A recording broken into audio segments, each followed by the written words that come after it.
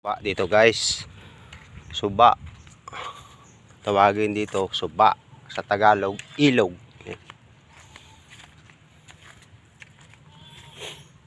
So dito parte kay Cabral na to. Kay Anthony Cabral. Yan dito. So ito yung ilog. Suba.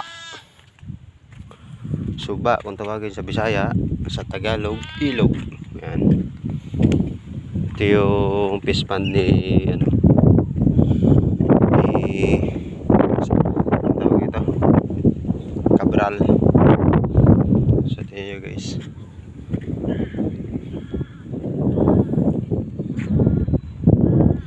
Yan yung ilog. Ang tagos nga pala nito guys, dagat. Pero malayo pa, nasa 3 or 4 kilometers. Dagat na yung lalabasan yun.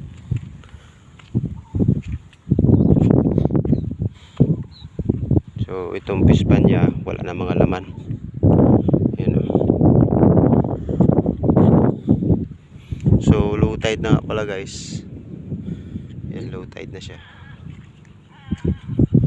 Babaw na yung tubig.